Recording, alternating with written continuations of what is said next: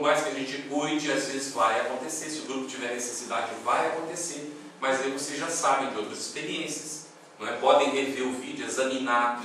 Não é? Consultem o Evangelho segundo o Espiritismo para tomar uma decisão madura. Não é aquela decisão que vai ser a melhor para o grupo. Mas não deixem minar as bases. A responsabilidade é nossa. Jesus conviveu com Judas até a traição. Só que Judas não atrapalhou a missão de Jesus. Em nenhum momento ele não deixou. Judas convidou Jesus para fazer o que ele fez várias vezes. Ele achava que era preciso achar um mecenas, arrumar dinheiro para fazer a revolução. Que ele entendia que era necessária. Quando ele traiu Cristo, ele não traiu pensando que Jesus ia ser morto. Ele já tinha visto Jesus escapar dos fariseus várias vezes, em outras circunstâncias. Ele achava que Jesus ia fugir. E ele ia ficar com dinheiro. Ele ia ganhar os bobos. Então, quando ele viu o desastre, já era tarde. Porque havia chegado o momento. E Jesus havia alertado ele. Que essa bolsa não te pese, Judas. Quando Judas chegou para entregá-lo, ele diz assim: aqui vens, amigo. Aqui vens, amigo. Não é? E aí ele recebe o beijo. Ele não recusou o beijo. Vê como são as coisas?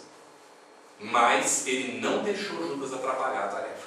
Quando a gente pensa assim, poxa, mas foi Judas que entregou ele, ele foi para a cruz. Isso aí era porque tinha chegado o momento. Então Judas foi um instrumento. Não é? Porque ele estava se oferecendo para ser instrumento, ele foi instrumento. Aí sofreu todas as consequências e levou séculos, não é, para se recuperar, quando finalmente reencarnou como Joana d'Arc. E hoje está naturalmente trabalhando com os outros apóstolos, não é, gente?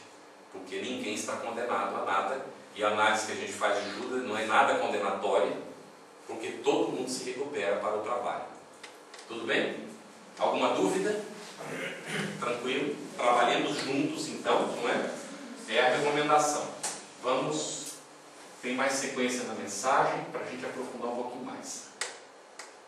O Senhor dirá, não é, a esses que souberem dizer, trabalhemos juntos, não é, para que o Senhor, quando chegue, encontre acabada a obra: vinde a mim, bons servidores, que soubestes impor silêncio aos ciúmes e às discórdias, para não prejudicar a obra.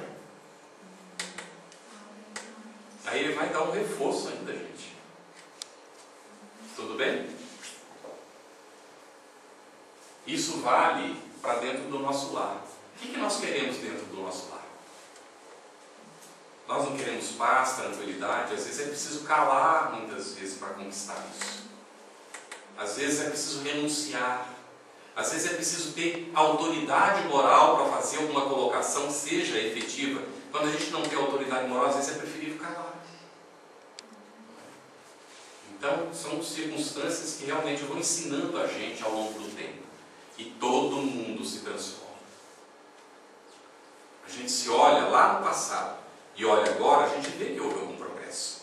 Pode não ser aquele que a gente desejava, mas houve algum adiantamento. Isso indica que vai haver mais adiantamento. Uma vez que a gente aprofunde o conhecimento da doutrina espírita, uma vez que a gente conheça a proposta que Jesus trouxe para nós, efetivamente ela, e o Espiritismo aclara isso para nós, então nós temos condições de apressar esse nosso desenvolvimento, fazendo alguns compromissos pessoais. Uma autoanálise: quais são os meus potenciais? O que eu já faço de bom? Ah, mas isso eu não posso olhar, porque senão vai incentivar o meu orgulho. Que é isso? De jeito nenhum. Tem que ter consciência da posição que a gente está. Examina quais são aquilo que a gente já conquistou. Quais são os potenciais? O que eu posso fazer de bom? Quais são os meus problemas, as minhas dificuldades? Quais são os elementos que dificultam para eu conseguir aquilo que eu estou pretendendo? Vai trabalhando isso. Tem pessoas que precisam escrever, ótimo, coloca lá num diáriozinho, onde seja, no papel, para depois examinar quando seja necessário, e faz um compromisso consigo mesmo: eu vou me melhorar, porque eu sei que isso é possível. Ao invés de exigir do outro que se melhore, eu me melhoro, o outro virá na rasteira. Ele vai vir na sequência. Mas agora eu preciso fazer o meu trabalho. Ai daqueles, aí vem a ameaça, né? que por suas dissensões hajam retardado a hora da colheita, serão levados no turbilhão. O que é o turbilhão? É a transformação necessária, o progresso é inexorável. Ninguém pode impedir o progresso. Allan Kardec pergunta para os espíritos, mas não pode um homem impedir o progresso? Aí eles dizem assim, é como uma pedrinha colocada embaixo de uma roda imensa. A roda do progresso vai esmagar a pedra e vai seguir em frente o progresso. O indivíduo pode até ficar ali travado tentando segurar, mas a roda vai girar. Não vai ter jeito. Então o que acontece? Vai ser levado no turbilhão. É o que está acontecendo agora mesmo. Espíritos que já não podem mais reencarnar na Terra. Vão para outros mundos. A gente fica até imaginando que tipo de mundo. Uai, como era a Terra antes. Sim, mas antes. Não a Terra da agora, gente. Imaginem bem. É o que aconteceu com os exilados de Capela. No livro A Caminho da Luz, Emmanuel descreve o que aconteceu com a raça adâmica que veio aqui para a Terra. Na época que a Terra era um planeta primitivo entrando em expiação e provas. Então, quando eles saíram do mundo deles lá, o mundo deles estava chegando à condição da Terra agora. Estava entrando na regeneração. Imaginem agora, olha o nosso mundo. Um mundo com televisão, com internet, com carro, com avião.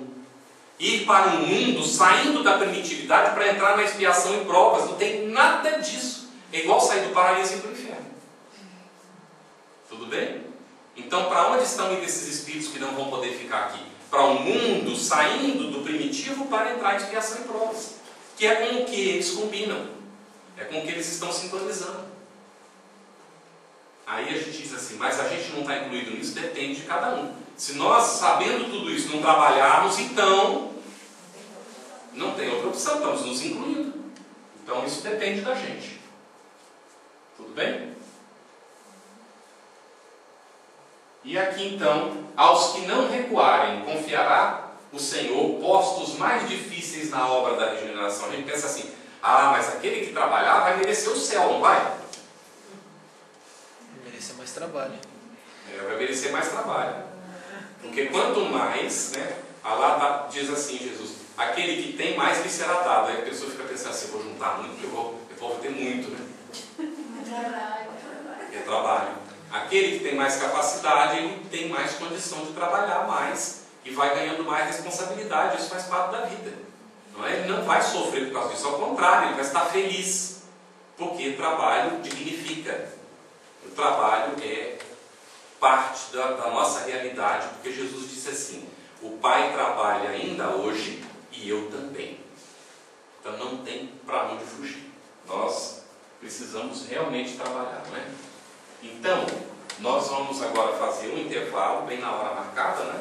De meia hora, para depois então examinar algumas circunstâncias ainda no aprofundamento da questão. Está tudo bem para todo mundo? Alguém vai precisar ir? Todo mundo vai poder ficar? Como é que é? Para a gente ter uma ideia. Todo mundo fica.